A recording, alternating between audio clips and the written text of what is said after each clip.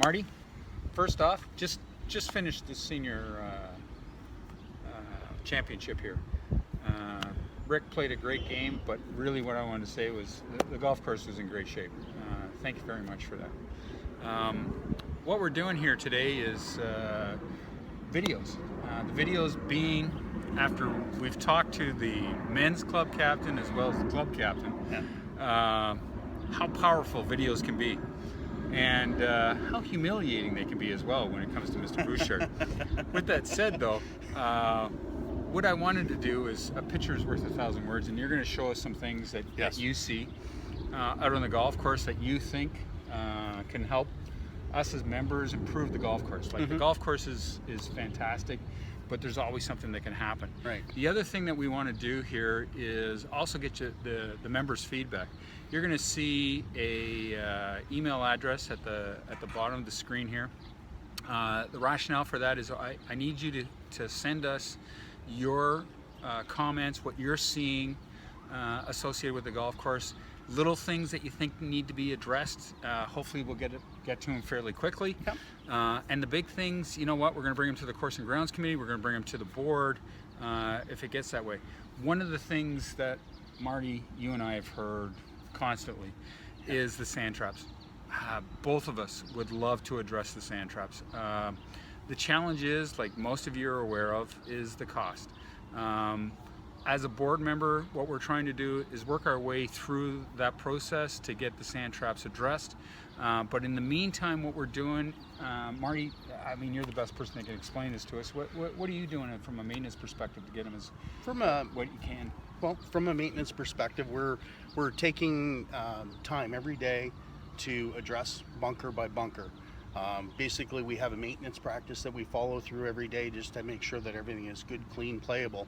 And then we go back and we're doing like weed control.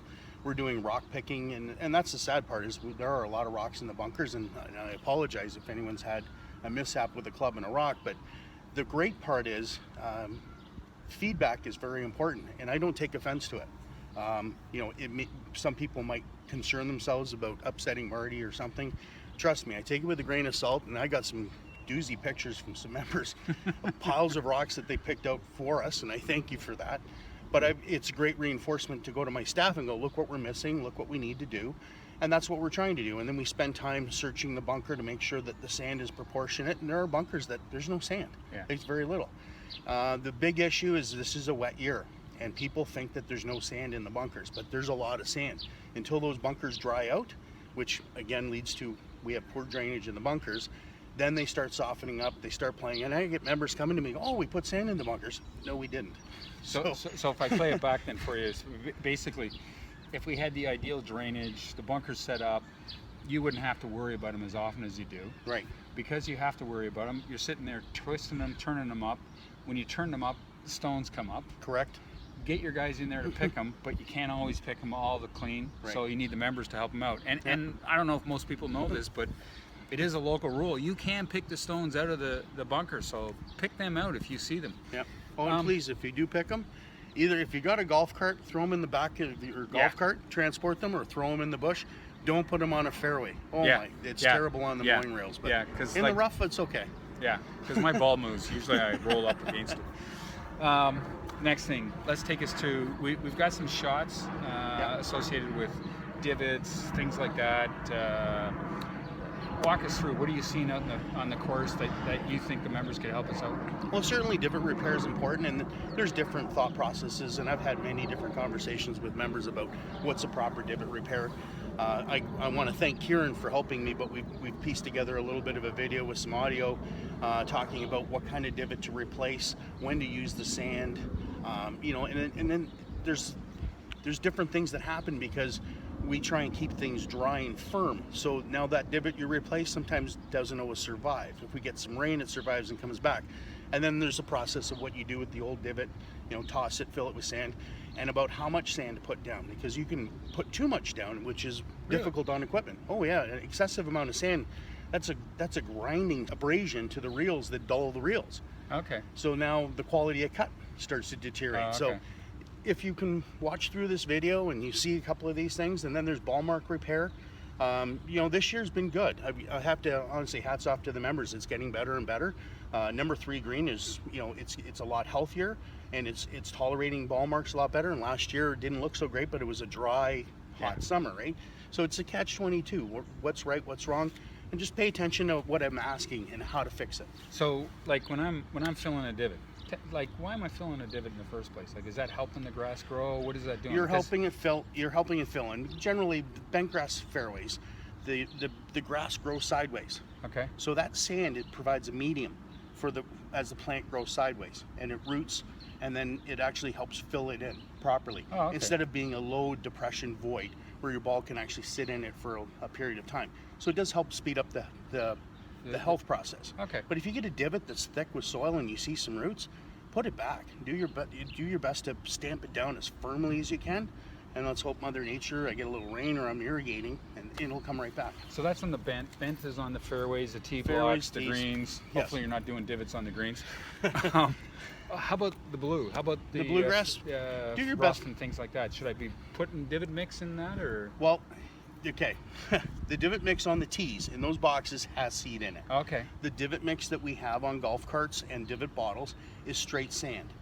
You feel free to put that straight sand down, because we don't put seed in it, because we find that the seed germinates too quickly in those bottles because of the humidity and the moisture, and then it gets blocked up in the bottles, it grows in the boxes. So trust me, when bent grass, it helps fill in the void. Bluegrass, it helps fill in the void. And bluegrass will bounce back. But however, if you do get a good significant divot with good soil, put it back. If the divot blows and explodes, throw a little bit of sand down. That's fine. So sand in the rough is a good thing as well. Yeah, it works. It works. Yep. Great. Marty, thanks very much. Welcome. I appreciate it. 2 things. Again, we're gonna talk about some of the things that we see on the golf course. So, like, there's one guy out there I want to talk to. There's one guy that does 3 divots for every shot.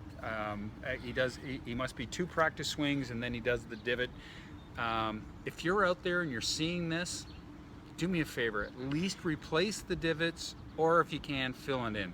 I've had more people come and talk to me about this guy. I don't know who you are, or if it's a woman, I apologize. But if you can, fill the divots, or at least replace the divots.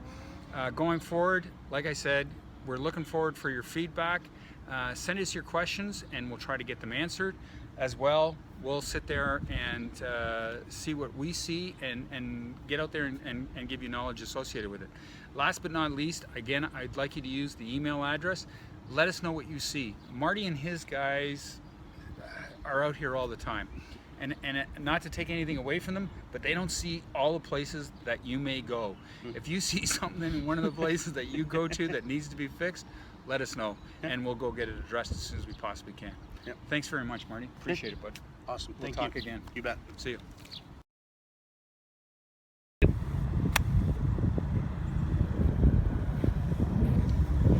So this is a prime example of a very thin, shallow divot. Here, I show there's virtually no root structure. So this here won't grow. So this one here, I just throw away. This type of divot here is very thin, and there's still a lot of leaf tissue, there's still root structure, and you don't really see bare soil. So given that, I just need a little bit of sand. That's probably more than enough. Take my foot, smooth it across, flip it back and forth, and that is the exact way it should be left. Only reason being is that the bent grass grows sideways, okay, with through stolons. It will help knit and grow new plants, and that will fill in. You'll see grass growing there in 3 or 4 days. Now, if you put too much sand, a prime example, it doesn't necessarily affect the plant. It's not great. So if I leave sand and I've seen this, piles of sand like that, and people just leave it. Well, guess what? I got to cut the grass, and the mower comes through, and it's going to take all that sand and put it through the mower and dull the blades. So this is too much. So if you happen to spill too much, take it and kick it aside. Work it, make it flat, smooth, okay? And this just top dresses in. That's perfect fill for a divot. Oh, that's a beauty. See, that is an excellent divot. This divot has some roots and soil. See those white roots? Sorry. See those white roots?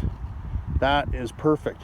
That's what's going to help the plant come back, especially currently with the wet conditions we're dealing with. This will root quickly and grow and repair itself. So you want to make sure you put it back the way it came out. Make sure the edges are knitted in. Step on it firmly.